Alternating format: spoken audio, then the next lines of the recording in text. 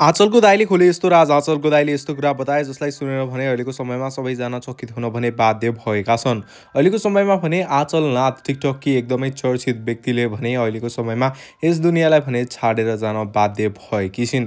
उनलाई भने आगो लगाएर यस दुनियाँबाट छाडेर जान बाध्य बनाइएको भन्ने जस्तो खबरले भने सामाजिक सञ्जालमा भने निकै चर्चा भने पाइरहेका छन्।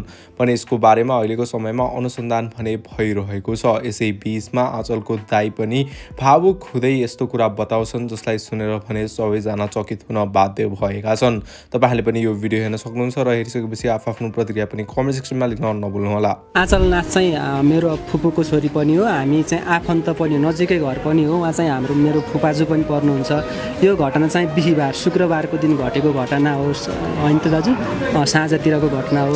अब जुन पनि आँचलनाथप्रति यस्तो दुःखद घटना यस्तो घटना घटेको छ, यो सबैका लागि एकदमै दुःखदायी। यो चाडपर्वको मुखैमा दसैँ तिहार आउँदैछ हैन, सबैका दिदीबहिनीहरू घर जान्छन्। यस्तो बेला यो एउटा आमाको कोखरी त्याएको छ, सबै पीडामा छन्। यस्तो जसले पनि यो घटना घटाएको छ, जो पनि व्यक्तिहरू यो घटनामा संलग्न छन्, ती व्यक्तिहरू अब धेरैजनालाई शङ्कास्पद व्यक्तिहरूलाई चाहिँ समातेर त्यसको अनुसन्धान भइरहेको छ र त्यो अब त्यसको अनुसन्धान गर्ने पाटो अब नेपाल प्रहरीले अनुसन्धान गरिसकेपछि त्यसको विस्तृत त्यो हामी त्यसपछि थाहा पाउनेछौँ।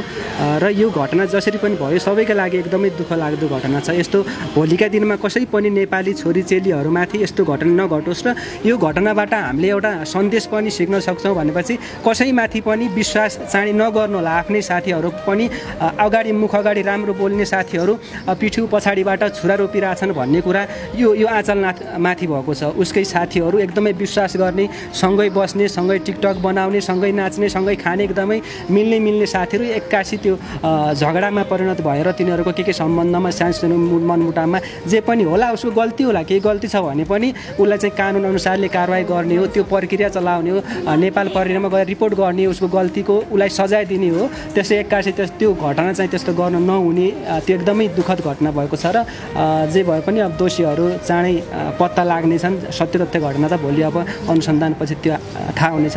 हामी त्यही भन्न चाहन्छौँ। त्यो उहाँको प्रकृति थोरै भनिदिनुहोस्। अब जल्यो भनेपछि त्यो थाहा भइहाल्यो। मिडियाहरू अहिले पछिल्लो समयमा फेसबुकमा स्ट्याटस लेख्नेहरू एउटा भ्युज कमाउनको लागि, एउटा लाइक कमाउनको लागि, भाइरल हुनको लागि टिकटकमा आँचलनाथको फोटो राखेर भिडियो राखेर जसले पनि रोएको नाटक गर्दै एउटा अनावश्यक आँचलनाथले आफ्नै कोठामा पेट्रोल हालेर आफै आगो लगायो, जुन यो एउटा भ्रमपूर्ण समाचारहरू स्ट्याटसहरू लेखिरहनु भएको छ। यो एकदमै झुट हो। के अरे आँचलको हाम्रो भक्तपुर छ, लोकन्थली उसको कोठा छ, उसको कोठामा घटना भएकै छैन। त्यो घटना चाहिँ यता नरेफाटमा पप्पु के अरे ओर्कसम्म भएको छ, मोटरसाइकल ओर्कसम्म भएको छ भन्ने भर्खरै एकजना अहिले पुलिसको एकजना स्टाफले पनि हामीलाई जानकारी गराउनु भएको छ। त्यति टाढा त्यसलाई त्यहाँ बोलाएर यो घटना घटेको छ भनेपछि उसले आफै आफ्नो शरीरमा पेट्रोल हाल्ने भयो, आफ्नै कोठामा हाल्छ। तर त्यो आँचल त्यस्तो कायर पनि होइन कि ऊ सबैसँग मिल्ने, एकदमै नजिक हुने र विश्वास गर्ने, जोसँग पनि एकदमै नजिक हुने मान्छे। त्यही भएर उसले आज यस्तो समस्या पनि भोग्नु परेको। उसले चाँडै विश्वास गर्ने, त्यही भएर कसैमाथि पनि यस्तो चाँडै आफ्नै साथीहरूप्रति पनि यस्तो चाँडै विश्वास गरेर नजिक नहुनु होला। म अरू छोरीचेलीहरूलाई पनि आग्रह गर्न चाहन्छु, भोलि तपाईँहरूमाथि पनि यस्तो घटना घट्न सक्छ र जसले अहिले अनावश्यक समाचारहरू, टिका टिप्पणीहरू, नराम्रो कमेन्ट गर्नुभएको छ त्यस्तो पनि नगरिदिनको लागि हामी आग्रह गर्छौँ। किनकि यति बेला उहाँको परिवार एकदमै पीडामा छ।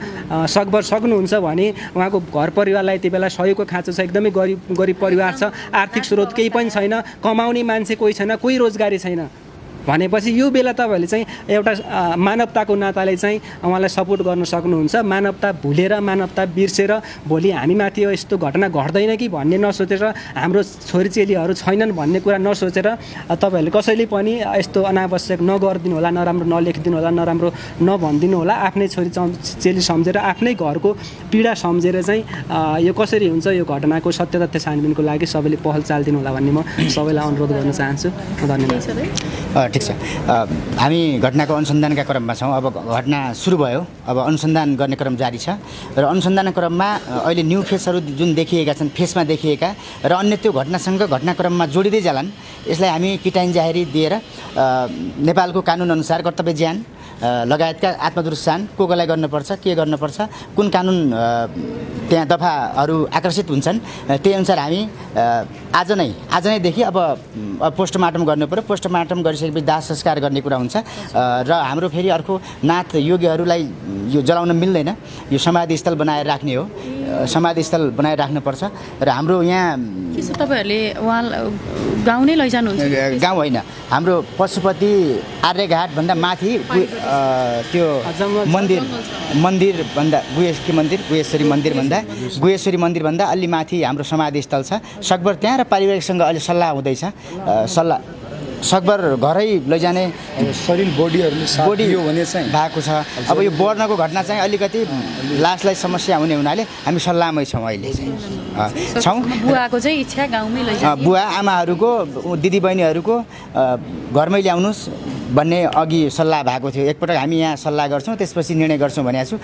र अब चाहिँ पत्रकार साथीहरू, आदरणीय अनुसन्धानका पोख्त काबिल अफिसरहरू हुनुहुन्छ नेपाल प्रहरीमा, उहाँहरूलाई विनम्रतापूर्वक म के आग्रह गर्न चाहन्छु भने घटनाको सूक्ष्म रूपमा अध्ययन गरेर दोषीलाई कारबाही गर्नका लागि हार्दिक अनुरोध गर्न चाहन्छु। र अघि राम सरले भने जस्तै यो अहिले धेरैले के एउटा भानुभक्त जोशी भन्ने हाम्रो त्यो जोडिहालौँ मलाई अलिकति चित्त दुखेको कुरा, भानुभक्त जोशी भन्ने हाम्रो देउडा कलाकार हुनुहुन्छ देउडिया, उहाँले चाहिँ कमेन्टमा एकदम अन्टसन्ट बोलेर एकदम अपच्य शब्दहरू कमेन्ट गर्नुभएको छ। र उहाँले हिजो लाइभमा आएर मैले फोन गर्दा नउठाउने, मेसेज गर्दा नउठाउने, मैले भानुभक्त सरलाई निकै साथ दिएको मान्छे पनि हो।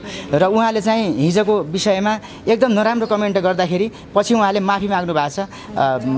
अर्कालाई अर्को कलाकारलाई चाहिँ दोष देखाउनु भएको छ। यस्ता कुराहरू म यो मिडिया मार्फत के गर्न चाहन्छु कि भानुभक्त जोशी जस्तै ट्राइबका सबैलाई म यस्ता हरेक घटनामा, यो आँचलको कुरा मात्र होइन, यो हाम्रो संस्कार संस्कृतिका कुरा हुन्, यसलाई चाहिँ पछिसम्म पनि यसले असर पर्ने हुनाले यस्ता कुराहरू भ्रमित कुराहरूलाई नछर्नका लागि हार्दिक अनुरोध गर्न चाहन्छु। धन्यवाद।